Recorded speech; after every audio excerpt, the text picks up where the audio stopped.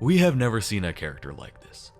This is the most future-proof, valuable unit in the entire game. Put him on a hypercarry team, and he absolutely trivializes content. Not feeling hypercarry? Well, he's probably the strongest sub DPS in the game. Don't have the right weakness coverage? Not to worry, he'll implant literally all of them. Trouble shredding the toughness bar? He buffs his teammates. He buffs himself. He also debuffs, because of course he does, why wouldn't he? Have a skill point issue? All good, he can be 100% skill point positive. Have a skill issue? Don't have to worry about that either, because he's extremely simple to use. He utilizes 2 of the best relic sets in the game. He's phenomenal in blast and 4+ target scenarios, and yet even as an erudition unit who's supposed to be confined to the cold, desolate dungeons of pure fiction, this dude is still somehow probably the best single target damage dealer in the game. He'll even force delay an enemy's action, as if Welt wasn't enough of a jobber already. This guy right here is the most free-to-play friendly, versatile, and powerful unit in Honkai Star Rail. There's only one problem. Absolutely nobody cares. Let's take a step back. Who is this hunk of a man, and why am I glazing him like I work at Krispy Kreme? Let me introduce you to my goat, Anaxa and I, the single coldest aura farmer in Amphoreus. Don't even talk to me about this guy, he's literally named Kevin. Anaxa is one of the 7 sages of the Grove of Epiphany and founder of the Nosporists, a group of geniuses, philosophers, and overall really sick characters. Someone as intellectually superior as Anaxa, who is the only one who doesn't just blindly follow some prophecy unlike literally every Amphoreus character, certainly wouldn't waste their money paying more than they need to on HSR top-ups, and would instead use the sponsor for this video, LDShop. Gacha games are an expensive hobby, but with LDShop, they don't have to be. LDShop is a safe and reliable game top-up site created by LD Player Emulator, which offers unbeatable prices for Oneric shards and other in-game purchases in Honkai Star Rail, as well as Genshin Impact, Wuthering Waves, and other games. If you use the affiliate link below, you'll receive a 15% and 5% off coupon, which can save you up to $50 in Honkai Star Rail purchases. All you need is your server and game ID to top up, and if you spend over 80 USD in 1 month at LDShop, you'll get a free supply pass. Thank you to LDShop for sponsoring this video, and be sure to check them out using the link in the pinned comment and description. Anaxa, being the genius that he is, was able to figure out how to be busted in basically every single team comp that exists. Want to run him as a sub DPS on a Herda team? Well, he's her best in slot by far. Don't have Herda? He's probably Jade's single best deck collector target. Don't have either of them? Why not just run him with Fei Xiao? Somehow that works too. Hell, throw him on a freaking Super Break team, and he'll still outperform most other comps. Surely for a character this strong to slot into this many teams, you need to pull his Light Cone and Eidolons, like with Cypher, right? Wrong again. He does all of this at E0 with the Light Cone they give you for free. And the best part is, his true best in slot teammates are all units that other teams don't really care for.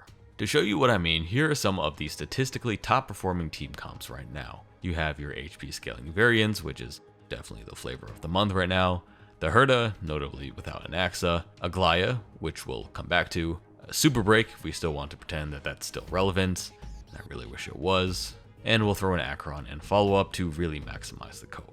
You'll notice that you're going to be spread pretty thin if you want to truly run optimal compositions with the shiny new best in slot options, especially with the prevalence of the wheelchair comp.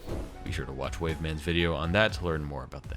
This is Anaxa's best composition with the most amount of synergy. Anaxa feeds Robin with more energy, and Robin feeds Anaxa with tons of damage amp. Sunday feeds Anaxa more turns, and Huohuo feeds them all energy and even more attack. You'll notice that these are relatively old units that really aren't all that vied for among the top compositions, who absolutely depend on newer units like Tribby and Hyacine. Of course, you could use both of them and still find success, but what makes Anaxa so valuable is how he is able to use just about anyone on his team, or sub into any team and either boost it by a massive amount, or not be too far behind the next best option. The only unit that he directly competes with for best in slot teammates is Aglaya. But I'm just gonna say it, Anaxa is strictly better than Aglaya, despite them definitely having hate sex with each other all the time.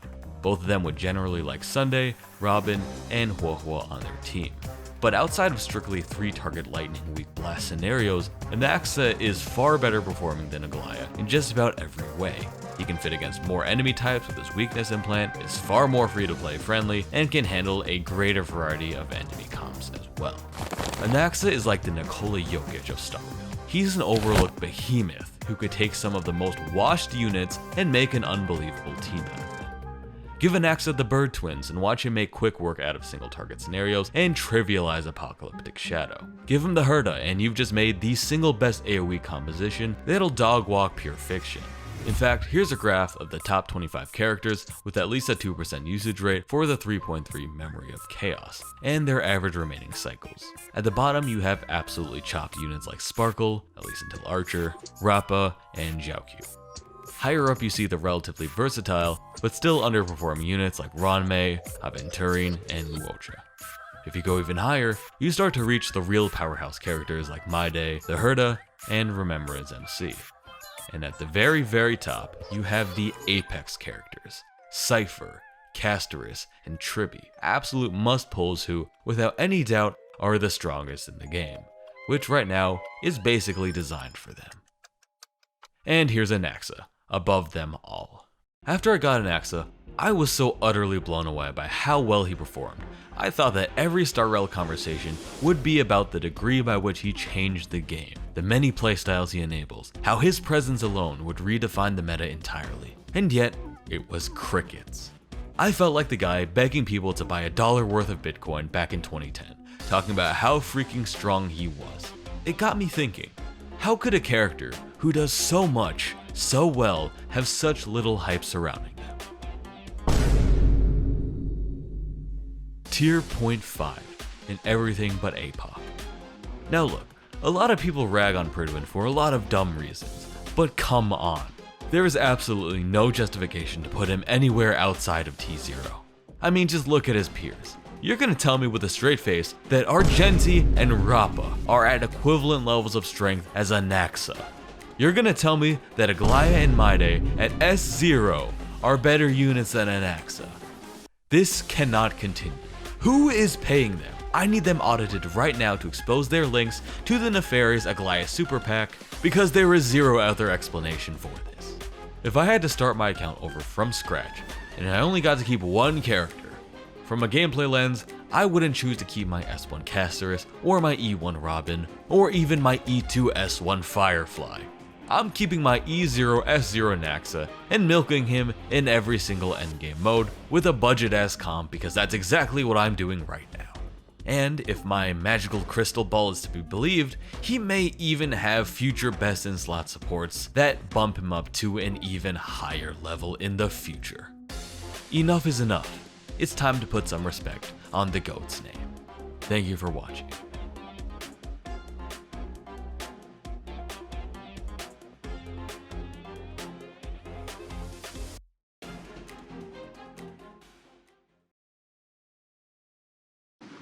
Anyway, $4 a pound.